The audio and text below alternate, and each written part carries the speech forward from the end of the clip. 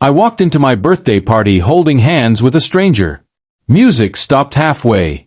My wife smirked instantly and joked loudly, "Everyone, meet his mistress." Laughter scattered nervously across the room. I didn't flinch. I smiled politely and replied, "Sure, and now meet your lover's wife." The silence that followed was violent. Glasses froze midair. Faces drained of color. The woman beside me tightened her grip, steady and composed. My wife's smirk collapsed slowly, replaced by confusion she couldn't mask. She tried laughing it off, but no sound came out. That moment wasn't planned for drama. It was planned for truth. Birthdays celebrate life. That night, mine marked the death of deception. For months I had waited, collected facts, and chosen patience. I didn't want revenge. I wanted witnesses. Truth spoken privately can be denied. Truth spoken publicly becomes permanent. And permanence terrifies liars more than anger ever could. My wife's lover stood frozen near the drinks table, eyes locked on the woman beside me. His mouth opened, then closed. He recognized her. She was his legal wife. She had found me weeks earlier, not with tears, but with evidence. Messages, receipts, timelines. We compared notes quietly. Patterns aligned perfectly. Cheating thrives in secrecy, not coordination. My wife tried speaking, blaming confusion, joking again. No one laughed this time. The room had shifted allegiance. When lies lose their audience, they collapse fast. I calmly explained how long it had gone on, how often they mocked me behind closed doors. My wife's face turned red, then pale. She tried interrupting. I didn't stop. I wasn't angry. I was precise. Precision cuts deeper than shouting. This wasn't exposure for cruelty. It was correction. People deserved context. Silence protects cheaters. Speech dismantles them. That birthday gift wasn't cake. It was accountability delivered on schedule. Guests began stepping back instinctively, as if distance could protect them from association. My wife's friends avoided eye contact. Some whispered apologies to me. Others left quietly. The lover's wife spoke next, her voice steady. She confirmed everything calmly, without insults or tears. That composure destroyed every defense remaining. My wife accused me of planning humiliation. I replied simply, "You planned deception. I planned truth." The contrast was obvious. She reached for control through emotion, crying loudly now. It didn't work. Emotion after exposure feels manipulative. People sense it immediately. Her lover tried leaving. He was stopped politely and asked questions. Lies unravel when multiple perspectives align. That's the danger cheaters never anticipate. They assume secrecy equals safety. They forget secrecy only works when victims stay silent. I hadn't stayed silent. I had waited. Waiting turned chaos into clarity. That party didn't end my marriage emotionally. It revealed it had ended long ago without my consent. The party ended early, not with shouting, but with quiet exits and heavy stares. My wife followed me into the hallway, pleading urgently now. She promised explanations, therapy, anything. I listened briefly, then asked one question. Did you ever think this would stay hidden forever? She couldn't answer. That silence said everything. The lover's wife handed me a folder before leaving. Inside were legal documents already prepared. That was the unexpected turn. She hadn't come only for exposure.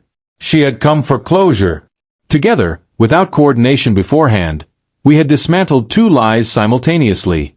My wife realized too late this wasn't impulsive. It was synchronized truth. Control vanished instantly. She screamed about betrayal. I corrected her calmly. Betrayal doesn't begin with exposure. It begins with secrecy.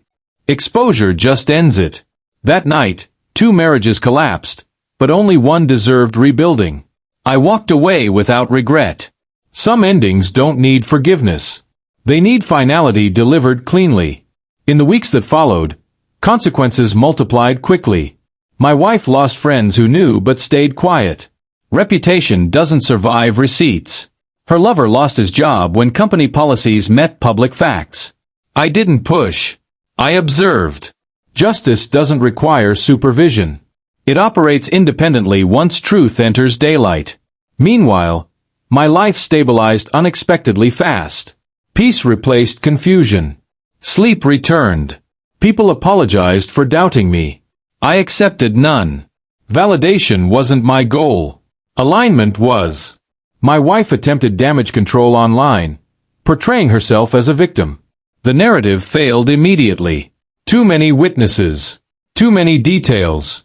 Lies don't scale well. I filed calmly, efficiently. No drama. No revenge clauses. Just exits. She begged privately. I declined respectfully. Forgiveness doesn't equal access. The most shocking part wasn't her downfall. It was how little chaos remained once honesty replaced pretending. I didn't feel victorious. I felt corrected. And correction lasts longer than satisfaction ever could. Months later, I met again with the woman who stood beside me that night. Not romantically. Respectfully. We checked in, exchanged updates, and closed that chapter fully. She thanked me for courage. I thanked her for truth. That mutual clarity was healing. My ex-wife struggled publicly and privately, repeating patterns without reflection. Patterns follow people who refuse accountability. Meanwhile, I rebuilt intentionally. I focused on health, structure, and boundaries. Eventually, I met someone new who valued transparency without performance. Trust felt effortless. One evening, I received a message from my ex-wife's number. It was short. "I never thought you'd do that." I replied once. "Neither did you." Then I blocked it permanently. That was closure. Not anger. Not revenge. Finality. Growth doesn't need the approval of those who benefited from your silence. It needs distance. I chose distance and gained peace. She chose secrecy and inherited consequences that didn't expire. This ending shocked everyone because it wasn't loud. It was surgical. My wife expected embarrassment for me. She received exposure herself. Justice wasn't my speech. It was witnesses. The unexpected turn wasn't revenge. It was partnership between two strangers who chose truth over denial. I didn't destroy anyone. I stopped protecting lies. That distinction matters. When deception collapses publicly, consequences echo beyond the moment. Birthdays mark time. That one marked accountability. My life didn't improve because she fell. It improved because illusion ended. I walked in with a stranger and walked out free. She walked in confident and left revealed. That contrast is unforgettable. This story isn't about clever comebacks. It's about patience weaponized ethically. When someone humiliates you assuming silence, remember this: silence is temporary. Truth waits. And when it arrives with witnesses, it doesn't ask permission. It takes its place permanently, rewriting every narrative that depended on darkness to survive.